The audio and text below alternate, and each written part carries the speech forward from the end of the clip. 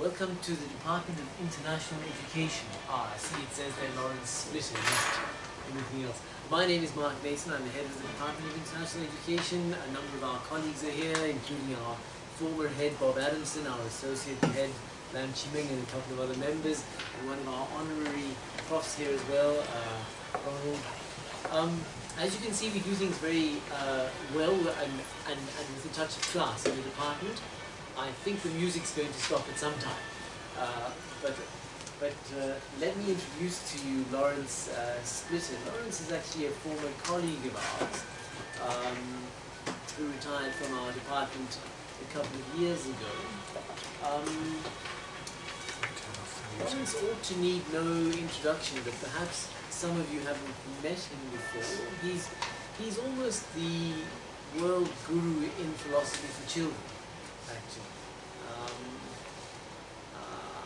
In fact, probably the top 2 or 3 ones. I know he always says to me, no, not of course, but he is. And in fact, Lam Chiming has also developed the field here in collaboration with Laurance. This particular talk is on identity and identity politics, if you like, which are particularly important in today's world. And early this week, or was it last week, we had Professor Kenneth King here talking about Brexit and also looking at the politics of identity and so on in a less philosophical way than Laurance is doing now. And hence the title of the seminar, Nationalism, Tribalism, Populism, Transcending these narrative structures that influence the course of our lives, our identity. But a little more about Laurance. He's originally from Melbourne. Is it Melbourne? In Australia. I know he's in Melbourne now, but the family has always been there, I think. Came to us via Oxford and Monash University. It says in his bio in front of you that he has degrees in philosophy and maths. Well, he's a double-starred first in maths and philosophy at Oxford University. He's a Rhodes Scholar to Oxford. He came to us from New York City, where he was lecturing, and we managed to book him across here to Hong Kong. He was recently visiting professor in Japan, and he's honorary associate at the University of Melbourne, where he is now. My view is that we should never have let him retire, and so I'm very glad he's back. In the department, we try to grab people who are flying through Hong Kong. Lots of people do on their way elsewhere, and Laurance is, of course, off to a Philosophy for Children conference in Graz, in Austria. And I said, well, you can't get to Austria without flying through Hong Kong, so will you stop here for a few days and give us a seminar, which is what he's doing. So Laurance, it's lovely to have you back, and welcome. Thank you. Over to you. Thank you. I hope people don't mind if I stay seated. Is that okay? I think normally people can hear me. I apologise in advance. Well, I could apologise for many things, but one of them is this bit of a cough thing that I've picked up. I survived the whole Melbourne winter without it, and then just as I was about to come on this trip, I was feeling a bit under the weather. So thank you, Mark, for that very nice introduction. I really believe that I was someone important, but now not so much. But anyway, yeah, I do want to talk about what that says, although probably more the subheading. Those other 3 terms will come up, but let me not sort of make the mistake of talking about what I want to talk about. I'll just jump in. And one thing that I'm using a PowerPoint, but I make the classic error that's particularly, I think, a feature of philosophers, but others as well, to put too much into the PowerPoint so that I'm effectively, in a sense, reading my paper to you using the PowerPoint. So I hope that that's forgivable. At least you can either listen or watch or both. So I'm going to talk about narrative. Now, when I was here 14 months ago, I also gave a talk, but it was a bit interrupted by this incredible typhoon at the time. So not many people were there, which was fine. But I'm not sure if I'm going to be saying a lot that's different. I continue to think about and puzzle. I'm genuinely puzzled by some concepts here, including the concept of narrative and the concept of identity, which has been, I suppose, a nemesis of mine for many, many years. And I sincerely do believe that there are issues here which I think are very pertinent to what's going on around the world today, and perhaps we can have some discussion about that. If you would like to interrupt, break in, please feel free. Otherwise, the aim is to leave some time as we're going along. So let me say a bit about narrative. I've done quite a lot of reading about narrative. It turns out there's an enormous literature, some in philosophy and some in other areas, of course. Some famous names have been associated with narrative, William James, Bruner, for example. This is what I see. I see narrative as something that we construct, okay? And we construct narrative, at least one of the reasons is to reflect on and explain events over time, including our own agency. Now, one of the points that Bruner makes very strongly is that a narrative explanation or a narrative account of something is not a scientific account. So, and this is something that I agree with and we'll come back to. There are different ways in which different rules, different styles, different modes. When you're talking narratively or presenting narratively, you're not doing typically, if one can stereotype it, what scientists are doing in terms of laws and theory. Nevertheless, you can't do without it. Narrative does offer something essential. In fact, anything, whether it's real or imaginary, individual or collective, can have a constructed narrative, right? You can talk, I could give a story about this bottle if I really wanted to. As we know from literature, great literature, narrative can convey meaning, beauty, creativity, and so on. But, and this to me is a very important feature, narrative is not bound by a commitment to truth or even internal consistency, and I'll say more about that. It's kind of obvious, but nevertheless important. Here are some philosophical views around narrative, which I'll make some comments about. Some of the philosophers who have been involved with narrative over recent years and who I've tried to read, I find it difficult reading some of them, particularly Ricoeur. I struggled with Ricoeur, but I have, they all have things to say about narrative, some of which I agree. Please come in and have a seat somewhere. Yeah, please. I mean, it's certainly not worth standing up for. It might not be worth sitting down for. So here are some ideas which I'll make some comments about. As persons, we are embodied creatures, embodied and embedded, in social contexts in which we interact with others. Selfhood is something that emerges in a community. So our narratives are interwoven with those of others and also with various institutions. I'm going to talk about this. I think that whether I agree with this particular one, number one, depends on the notion of community, as I will try and explain. Our lives and identities as persons can be specified in narrative terms. I'm going to say something about this as well, because I think it very much depends on what identity is there. And finally, our lives are directed towards some end or telos. In McIntyre's terms, he says, the good life consists in searching for the good life. I think that's a very nice phrase, right?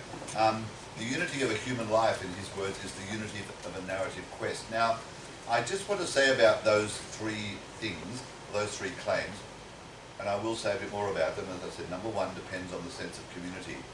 Number two depends on something to do with identity. I make a distinction, and have done for a long, long time, and wrote a book a few years ago about this, between what is called qualitative identity and what I call quantitative identity. Even though both concepts of identity can address the question, who am I? But I'm going to explain this, so I'll come back to that, I promise. I'm not a fan of what's called qualitative identity, partly because I don't think it is real identity, and partly because it is qualitative identity that leads to what Mark referred to before as identity politics, including tribalism and moral relativism. Now the third one, where I quoted or I cited someone like McIntyre, who talks about we use narrative to define the good life. Again, I think that that's ambiguous, or at least misleading. I don't think you can just take narrative, any kind of narrative, and infer from that, this is how we should live. And that's one of the themes that I seem to come back to time and time again. As I said, I think narrative can lead us in very dangerous directions. Let me keep going. Now, I also, one of my heroes, and my background is in analytic philosophy, and one of my heroes is the philosopher Donald Davidson, who I realized says some things which, or has some theories and views which are in some ways parallel to some of the stuff that I mentioned before, say with Bruner making a distinction between narrative and scientific explanation. I think he would agree with that. But unlike Bruner, hang on, I just want to try to okay, doing that, no. Unlike Bruner, narrative, David doesn't use the word narrative, and I think that's important. I think it saves his account from something rather disastrous. He is famous in analytic philosophy for having accounts of agency, truth, and so on and so forth. And he also realizes that concepts like belief, that this is a little bit of analytic epistemology, which I'll, sort of try and just not go into detail with, but I'm very attached to it. Basically, he has an argument, and it is an argument, it's not just a series of, dogmatic claims, that if we look at the second paragraph there, if we assume that we have what we call self-awareness, right? I mean, this is what Kant would have called a transcendental argument. We are all aware of ourselves. Now, that's a fairly modest idea, right? Because we're all aware that we exist. I mean, who's going to deny that? Unless, of course, we don't have the consciousness or whatever, but we are self-aware. And what Davidson argues is that there is a triangular relationship. You have self-awareness here. You also have two other vertices. If you're self-aware, he argues that you must also be aware of others. In other words, others like you, others who are also aware. And together, you must be aware of a common world. So there are three aspects of awareness here. And they are all interdependent, and none of them comes before the other from an epistemological point of view. Now, I don't think I'm explaining this very well. I guess what it is an answer, a conceptual answer, not an empirical answer, a conceptual answer to this Cartesian skeptic who would say, well, all right, we start off with self-awareness, but how can we ever go beyond the self? There's this great barrier, between me and everything else. And what Davidson argues is that if we have certain concepts, such as belief, right, which is not a very ambitious thing. I mean, we believe certain things about the world. The point about belief is that our beliefs are important, but they may not actually be true. Now, where do I say that? Anyway, Davidson argues that in order to have beliefs, you have to have possessed the concept of true and false. You have to know the difference. You have to be able to tell when things are true and when things are false. And that's important because it's already, I think, a move away from the narrative theorists. Because, as I said before, if you stick to the concept of narrative, then narrative doesn't give you any guide to what's true or false. Right? Great narrative is judged not on whether it's true or not. I'm being rather dogmatic about that. People may disagree. But you can't read a narrative, no matter how great, and detect its truth. Even if within the narrative it says this is true. I mean, that might be a bit contentious. And you often watch movies and read books where they say at the front, this is a true story, right? Well, saying that doesn't necessarily make it true, but anyway. But Davidson has the concept of truth built into his theory of agency from the very beginning, which I think is important.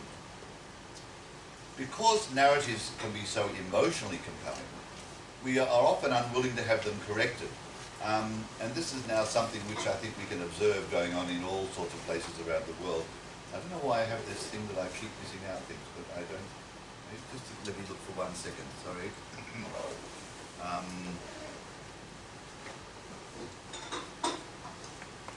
Yes, I guess it's the third paragraph that I should have read. The concept of narrative doesn't have this semantic structure built in. In other words, commitments to truth and so on. Hence, we find populist leaders, of whom we know, who spin narratives without regard to truth. Their power is emotive, not intellectual. And this can fuel not just positive emotions like patriotism and loyalty, but also destructive and divisive ones such as envy, bitterness, rage and frustration. And we certainly see that happening in countries around the world. And I suppose the most infamous example at the moment is the United States. Okay, so come back to here. Narrative has the power to point us inward to a particular community that we belong to, or a tribe as it may be called. And the problem with narrative is that if we believe our own narratives enough and we talk to others who share the same narrative, then it's very hard for us to see any truth or even value beyond the boundaries of our own narratives. And something I talked about in greater length last year, there's an author called Hochschild, I've forgotten, Harold, I forgot his first name, hers, sorry. She's wrote a book called Strangers in Their Own Land, a fascinating book about 2016. This academic from the west coast of the United States, so very much you would think from the kind of, you know, Democrat sort of political, liberal, left-leaning, whatever. And she went and spent a number of months living amongst people in one of the poorest states in America, Louisiana, right in the middle of the sort of poor areas where there are these, what do you call the, bayous, which are sort of swamp-infested, polluted bodies of water where people have lived for many, many years. They struggle, they've got all sorts of problems, and they are often deeply conservative, and most of them would be fanatical supporters of Donald Trump. And what she tried to do was to listen and talk to them, to climb what she called the empathy wall, because this is one of the big problems, that when things become tribalized, it's very, very hard to empathize with those who are in other tribes. In other words, in the case of America, Democrats and Republicans has become an enormous divide, bigger than just about any other divide that is there, you know. And the problem exists on both sides, so I think we need to be fair about this. Just as some of us, and if I were there, I'd be one, I'm sure, simply don't understand how it is that people can have certain kinds of views or emotions and are so attracted to the current president. Vice versa, those people don't understand how people like me and us can have the views that we are and are still Democrats or whatever. And there's a sort of unwillingness or inability to kind of climb this empathy wall. And she talks about, Hochschild says, we all have what she calls a deep story. Now in the case of the United States, because of its own particular history, this deep story has got a lot to do with the American dream, right? Where if we just work hard enough and we stick in there, you know, we're going to become rich and you know, prosperous and healthy and so on and so forth. The trouble is, and that's, you could say that's part of the kind of capitalist market-driven dream, I suppose, as well. But of course the problem is that it's not true. And so many people fall by the wayside. And what they've discovered, and I haven't got any evidence for this, but I believe that it is true and there is evidence, is that people can spin narratives, whether it's coming from the president or whatever, that they believe so deeply that they simply won't see beyond them. So for example, they might or might not recognize that they're poor, but they will absolutely reject the idea that they want to have government assistance. They would say, we are independent, we can't stand government, they just interfere with our lives.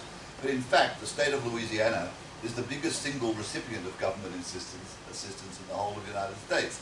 So there's all sorts of contradictions around. There's a question here which I suppose is a kind of political question of how could one think about breaching these empathy walls. I will come back to this. I think those who are, if you think about, you know, these tribes, and in the middle you've got people who are so entrenched with what they believe and what they're committed to, it's an emotional thing, that they are probably unreachable. But I suppose the aim is, if you're trying to bring about change, to attract those who are on the edges. All right, let me keep going a bit. I have a feeling I might have already said this, but yeah, I kind of hinted at it, that right-wing populists like to target, right-wing populists, populists, it's a term I haven't defined, I should have. I regard populism as a what shall I say, an idea which is not very attractive, because if you're a populist, it's not just that you go along with the majority, you do it without thinking about the issues, really, so it's an emotional appeal. So I don't like populists, when I say I don't like, I don't agree with populism from any dimension, but right-wing populism is usually defined by, as people who, or populists, people who, even though they have endured significant hardship, they usually hate governments, migrants and other minorities. So they will blame them. So you get a clever politician like Trump who says, look, I can see you've been suffering, particularly since the global financial crisis. This has been a huge issue. I can see you're suffering. You know, you don't have jobs, you don't have this, you don't have that. And I can tell you who to blame. But who he blames is not what I might think of as the real culprits, namely the market-driven forces of capitalism, the corporate leaders and the banks and so on. No, he wants to blame minority groups, migrants, right, non-whites, right, and these people swallow that. I put in brackets here, how about left-wing populism? I think that left-wing populism is probably just as dogmatic, but in my humble opinion, more likely to point the finger in the right direction. Because you have politicians in America like Bernie Sanders who would say, yes, people are suffering, but he would, I think, point the blame in the right direction by saying it's the fault of the big corporations and so on and so forth. The human capacity to be taken in by these narratives can lead to the mere illusion of genuine agency. We become like puppets whose strings are controlled by others, except that unlike real puppets, we believe we're controlling our own strings. And this is the nature and the power of propaganda, of course, to make people feel that they're in charge of their own lives. I apologise already for the denseness of this page. I tried to go in and cut it out, but this didn't happen. It seems to me that it's not just people who spin narratives and who have narratives, who can tell narratives. It's also institutions, nations, religions, cultures. They have their own narratives as well. These become intertwined with the narratives of those who identify them. Now, say up front, it would be unreasonable and unrealistic to suggest that individual people should somehow divest themselves of these relationships. Even though I am not an identity theorist in the common parlance, I'm not saying we should give up all of these attachments to country, to religion, to whatever. I think it's unrealistic, and we have strong emotional attachments to these things. We can no more expect someone to give up their feelings of love and pride for country, let's say, than to give up these feelings for their own families. I'm not sure if everyone will agree with that. But the problem with narratives is that they can be very confining, and I'll contrast that later on with dialogue. There's a whole paragraph there which I don't really need to read about patriotism and nationalism. Now, of course, these are just terms, so it depends on how you define them. But it seems to me what the term nationalism does that patriotism doesn't necessarily do, it adds a normative or a moral or a prescriptive component. It says not only do I love my country, but our country is better, superior in some respects. And in the interest of trying to be even-handed, I've offered two little examples here. One is the notion of the American dream and American exceptionalism, right, which many non-Americans find offensive. But the other would be the Chinese ruling party's invocation of returning to the motherland, right? So it can happen on both sides or on all sides. There are two things going on here, or one of two things. Political leaders either think that their state is in some sense better than others, or that their state is governed by its own norms and values which can't be appraised by anyone outside, so they can't be attacked.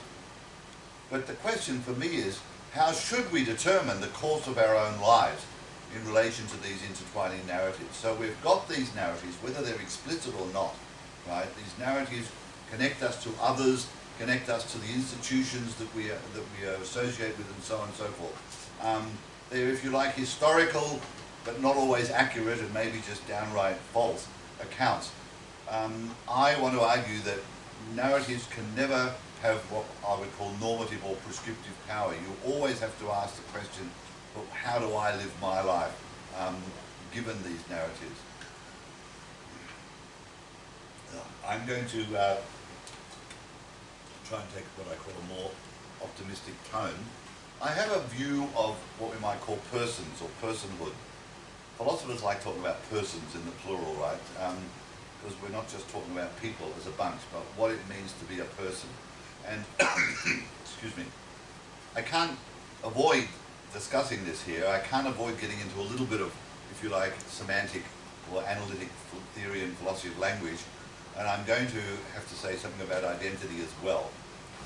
Again, I think what Davidson's model, the idea of self-awareness, awareness of others, and awareness of things in the world, all being interdependent, gives rise to this idea that as persons, we see ourselves as one among others. This is what it means to be a person, in a sense. You see yourself as being among others who are like you, like you in the sense of being persons. Now, I'll stick to my text, otherwise I'm going to get myself a bit lost here. This relates to what I call the concept of strict or quantitative identity. And let me try and say something about this.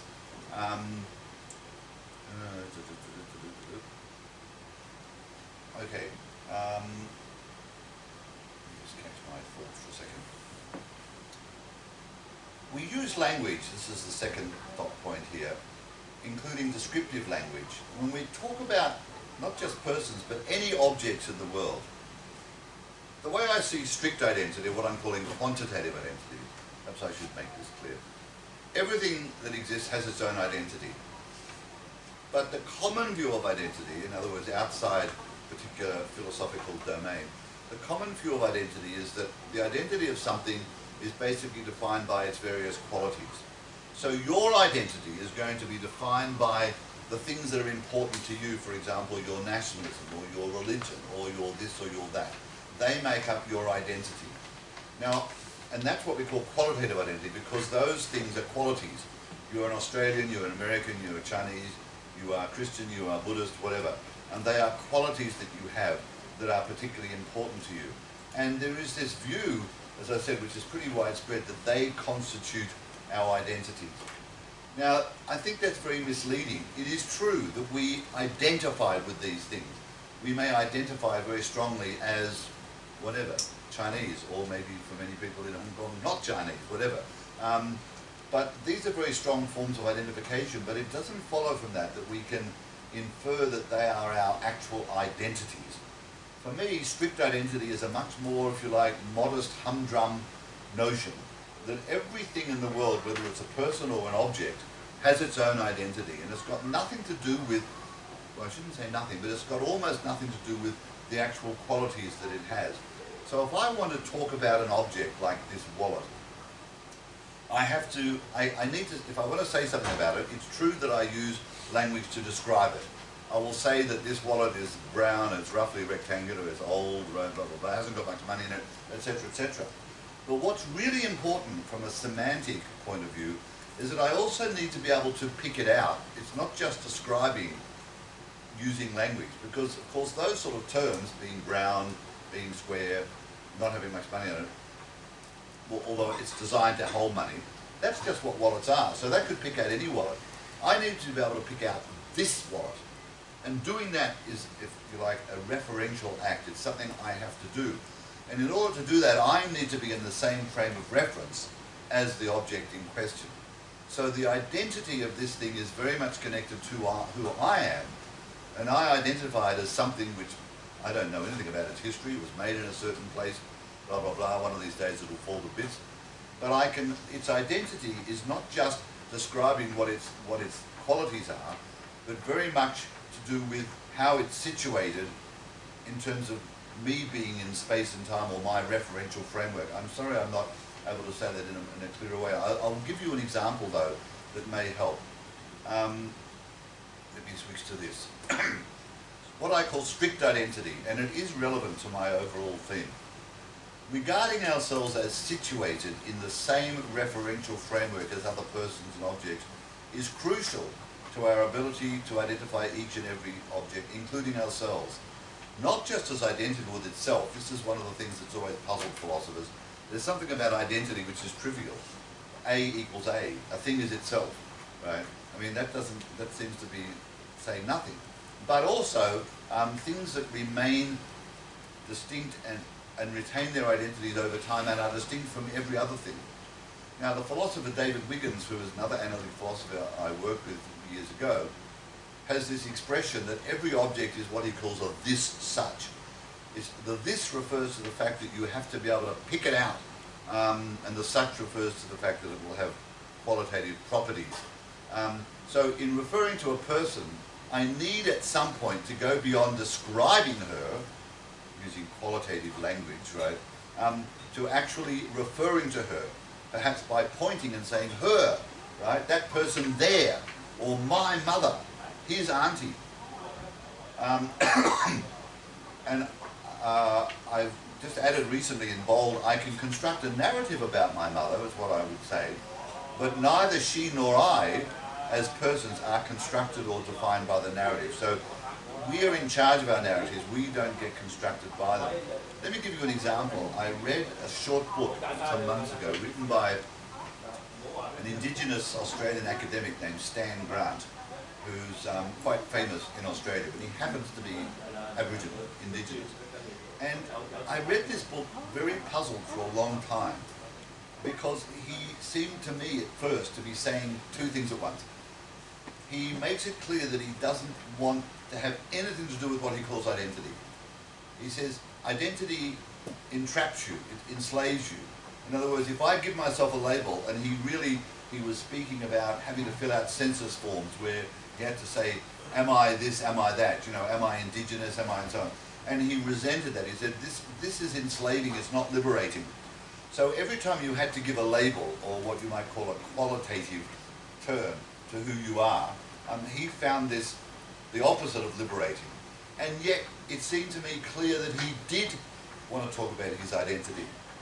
But he didn't use the term identity, because for him, as with so many people in the social sciences, identity was also about this qualitative notion of identifying with your race, or your this, or your that, with what you might call institutional identity. But when I read more carefully, I realized that what he was saying in a constructive sense was, when he talks about his identity, he talks about his relationships with his mother and his grandmother and his ancestors. And this is what I was trying to get at when I talked about placing yourself in the same sphere of reference, or frame of reference as others who you relate to. So he was not taking what you might call an institutional view. He was taking a very literal relational view of who he was. I am who I am because of these people who I'm connected to. And not just people. It's something which a lot of non-Indigenous people in Australia still struggle with. Because Indigenous people, if I can say so from an uninformed perspective, have a special relationship with the land, certainly in Australia. And just recently, you may have read in the news, they have closed off the famous rock called Uluru. Can no longer be climbed because the Indigenous people said this is sacred to us. We have a certain relationship with it. Now, I don't want to get into the rights and wrongs of that, but the idea of having relationships with others and also with other objects, it goes way back to this. It goes, in my opinion, even if they're not articulating it in that way. They see themselves in relation to others and also in relation to the world around, and that's different from seeing it's importantly and conceptually different from seeing yourself as an Australian, as a this, as a that. And I think it's particularly, it comes out particularly, if I can say so, and I don't mean to sound condescending, with, say, Indigenous populations, say very ancient culture like Aboriginals, because they had for so many years lived without any of this cultural institutional stuff, right? They were just there, right? And they didn't have to worry about others who were not them for thousands of years. And even now I think that's a kind of political struggle. So I'm trying to give that as an example where I think Grant, and I should write and say, well, would you accept this? Would say that his identity is bound up with this idea of being one among others. It's not bound up with these various institutions, which we all somehow seem to be distracted by. Okay. Now, when this is stuff that I've said before, it comes from Davidson as well, but I think to me, I certainly want to accept it. The triangulation model of awareness, right, that triangle. If you were just a single person, a single agent, you wouldn't be able to recognize certain fundamental points. This is what you say. There need to be a number of you. And so in fact what ends up happening is that our being persons and our ability to communicate are very much tied up together. And this is why for me, having a language is so vital to what being a person means. You couldn't be a person in complete isolation.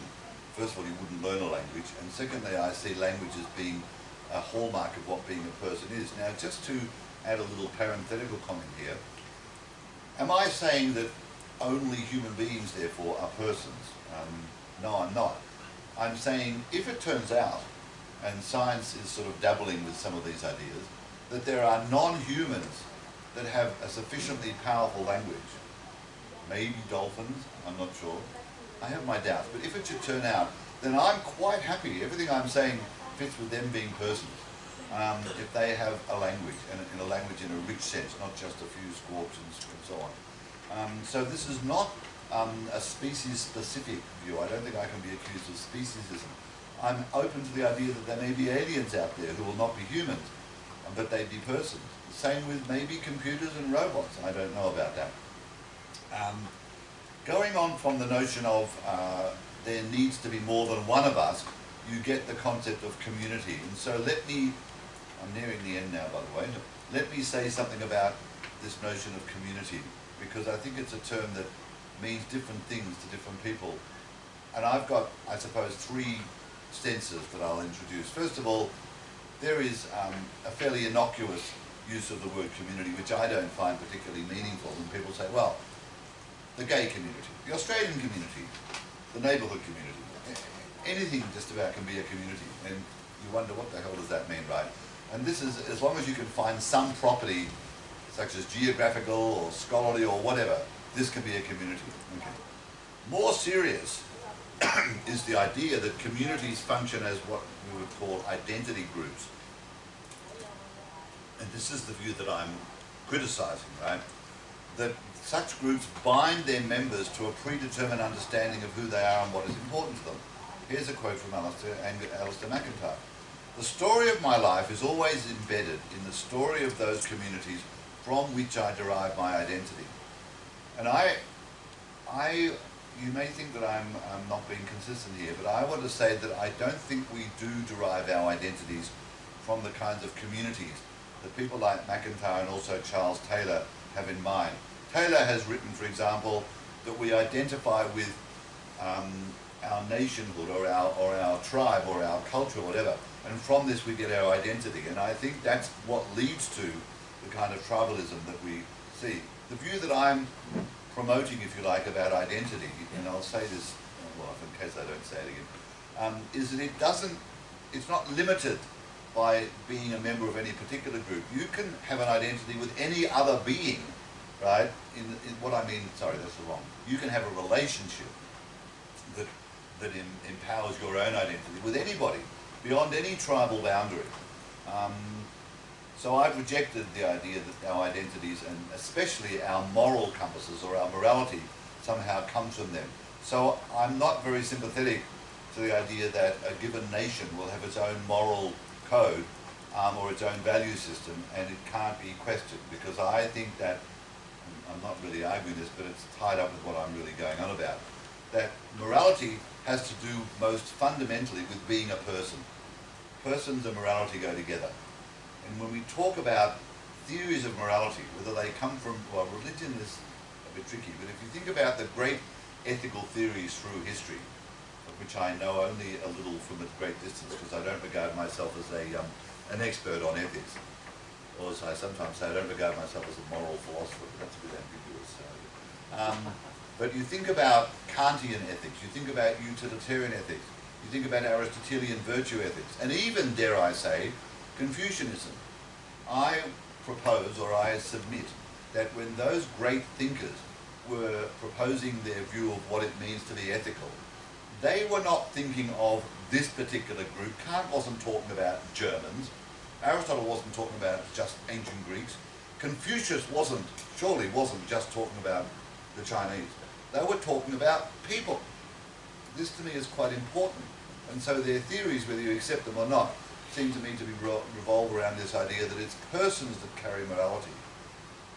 But not persons as in me individually, I've got my own moral code and damn the rest of you. No, that's not what I mean at all. It's that notion of being one among others. I hope that that's fairly clear. Now, as I said earlier, institutional narratives have a way of subsuming our own narratives. It's like sort of parasites, viruses that come into contact with cells and then sort of eat them, They seem to have a certain normativity or moral value. First of all, many institutions, particularly if they're religious, will have normative or prescriptive content. I know these words might be technical, but they have moral content. Religions will claim to have certain moral standards, values, and so on and so forth. And the second thing, which is almost inevitable, not totally perhaps, is that they present themselves as morally superior to other like institutions. If you're going to see your morality as being tied up with your own institution, then almost by definition, you're going to see others as somehow being morally inferior. And this, of course, over the centuries has led to all sorts of problems, particularly when it comes to religion. Not all religion, but certain religions, which believe that the view that they have of what it means to be a good person means you have to be one of us. Otherwise, you won't get into the kingdom of heaven or paradise, whatever it is. But I don't think narratives of any kind are what I would call directly normative. They don't themselves prescribe or tell us how we should live our lives. We have to take on that task. We can't simply absorb it from, well, I'm a this, therefore that's how I should live. We have to take on what I call the big questions, and I'm not sure that I've actually used that phrase. Oh yeah, it comes up there. So, the third kind of community that I have in mind, and this will be familiar to someone like LCM and so on, is the kind of community that really does represent this idea of being one among others. And it's exactly the kind of community, and this is very familiar to anyone who's ever heard me speak for the last 25 years, it's exactly the kind of community that I would like to see established and paradigmed in classrooms, for example. One such kind of community that we talk about is a community of inquiry or a community of thinkers. It gives you a sense of community. It's meant to happen from a very young age, because it's so much harder to start doing this after we've all formed our tribal boundaries and our institutional commitments. The idea is to take young people, young children, and put them in a context where they begin to realise, depending on the skill of the teacher and so on, that they are important, that their own awareness and their own valuing of themselves is crucial, but that is dependent upon their relationships with others, because they're important as well. And if I want to get their regard and their esteem, I have to give them regard and esteem and respect and so on. So this triangular thing again, right? The being self-aware, being aware of others, and being aware of the world can be put into practice in the kind of community I have in mind. In this particular kind of community, it's not like a tribe in the way I'm using the word tribe, because tribes tend to be, like narratives themselves, rather inward-looking. They bind us, they enslave us. That author Grant that I mentioned before would say that. And you can see that in practice where nationalism has become so prominent again, sadly, that it's very much the who's in and who's out, right? Us and them. The notion of community I have in mind is not like that at all. Of course, it will be bounded in practice. You can't have, a community with everyone in it. It's just unrealistic. So you have communities. But the idea here is that really what this community is simply a group of persons, a collection of persons who interact in certain kinds of ways. And it's open to having other people. They can come in, sure, come in, right? And the mode, the mode of communication or the mode of activity that makes this community work is what we call dialogue. So I finish with just a couple of comments about dialogue, and in particular the difference between what I call narrative and dialogue. I said before that narratives can be wonderful, and I know there's good arguments to say that our experience has to be seen in narrative terms, but not just in narrative terms, because that's where you get into trouble with someone like, I keep coming back to him, Trump, right, whose followers, and this is again something that's been researched to a certain extent, when you point out to some people, look, you follow this person, right, you accept what he says, but do you realise that actually he was wrong about this? Now sometimes they will say, well, no, we don't agree with you about that. You're just, one of those or whatever. And sometimes they'll say something which is even more scary, which is, yeah, we don't care though. Right? I mean, maybe he's wrong, but we just don't care. We're not interested in truth, right? And he will even change his mind from one day to the next.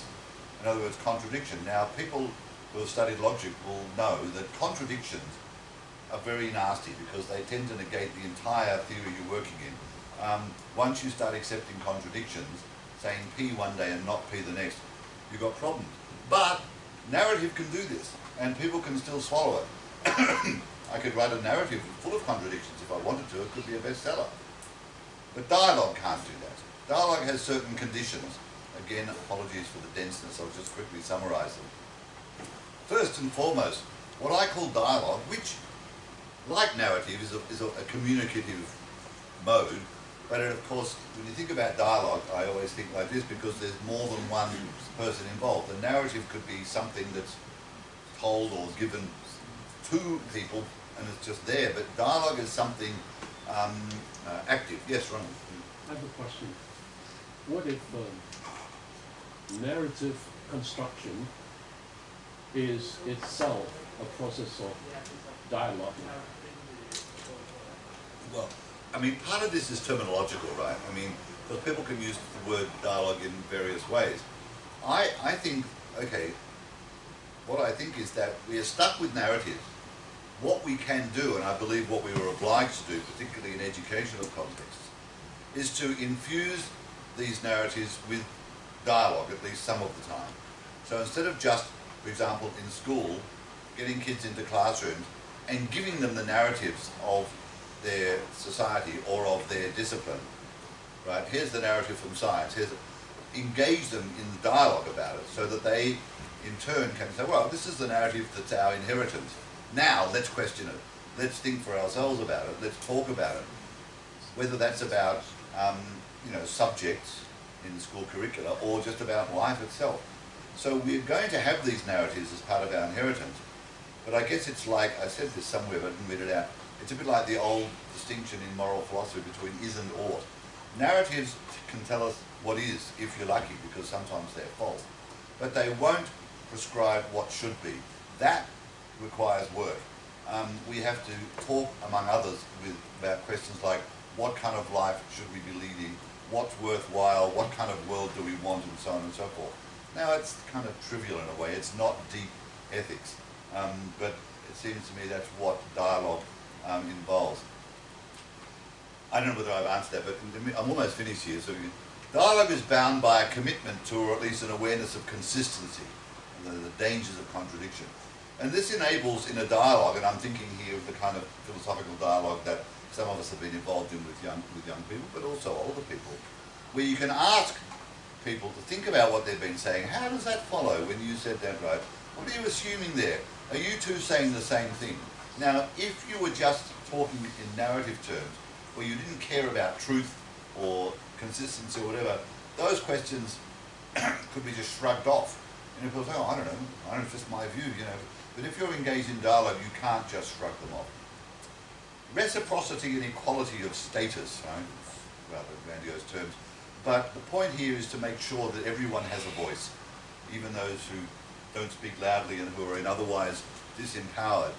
And of course, part of this has got something to do with empathy, which I haven't said a lot about. I know that empathy is a contentious term, certainly in philosophy, and I have colleagues who don't think that empathy works.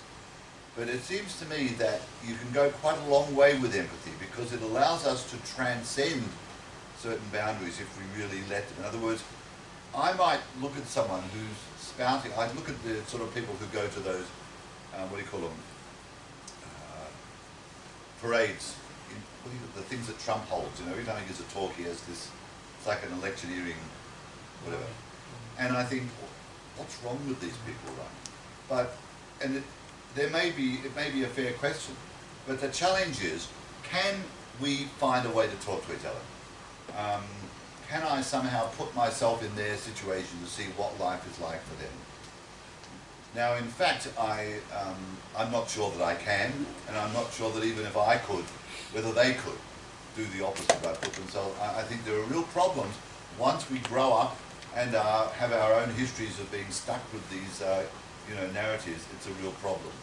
The final thing here, which I've bolded, which is kind of implied, is intellectual humility. And it seems to me that if there was one quality or one disposition that we must cultivate ourselves and also help young people from a very young age to cultivate, it's the idea that no matter how strongly and how passionately they feel about something, they just might be wrong, right? That they might need to listen to someone who will persuade them, oh, yeah, I need to think about that again, right? If you imagine that political leaders around the world had that disposition where they could say, oh, look, I know I said that, but look, actually I rethought that.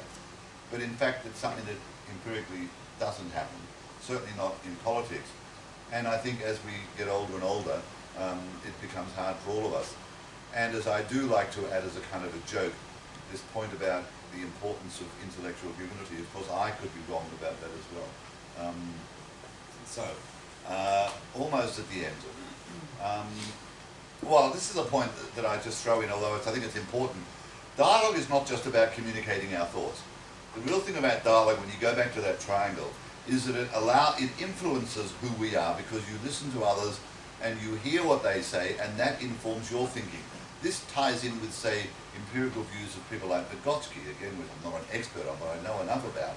Vygotsky cites empirical evidence that we internalize things that we encounter and do in our lives, including conversation, and that this has a great impact on the way we think. And so I think there's that empirical evidence to support what I already believe is a conceptually powerful idea, that thinking is fundamentally, but not exclusively, fundamentally dialogical in nature. All right, last paragraph, which I'll read. Being part of what I'm calling an inquiring community, about which I've said very little in this talk, but before our various institutional commitments have solidified into tribal boundaries, is key to becoming a person, in the sense of being self-aware and aware of others and so on. These processes of growing a mutual awareness are to a large extent driven by dialogue. I just said this. Over time we internalise in Vygotskian terms dialogue, along with other aspects of community and inquiry, and are therefore well prepared to ask and respond to life's big questions. So, in contrast to identity theories which say if you want to know how to live your life, look at the institution that you care most about and it'll tell you whether it's a religion or nation. I just don't think that works. As persons, we have to ask these big questions. And of course, one day, even if you have this fantasy world where all children have a chance to be in inquiring communities, one day they won't.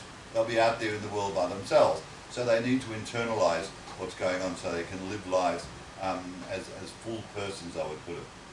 By all means, we should be prepared to work with others of whatever age and social, political and cultural status to promote, model and encourage dialogue and inquiry.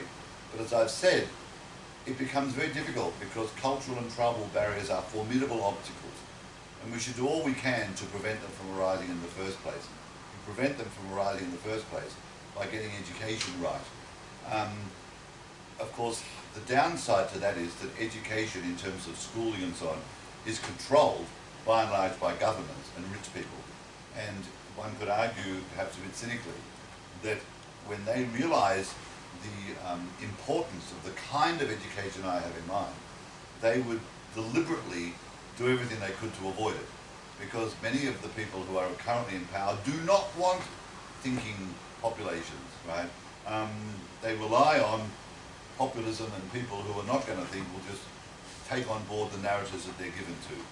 However, as I said at the very end, it's a long road with many obstacles. Success can't be guaranteed, but we dare not give up hope. Now, I haven't said a lot about this part of the world. You may or may not want to apply that, but I'll leave it there. That's it. Thank you very much.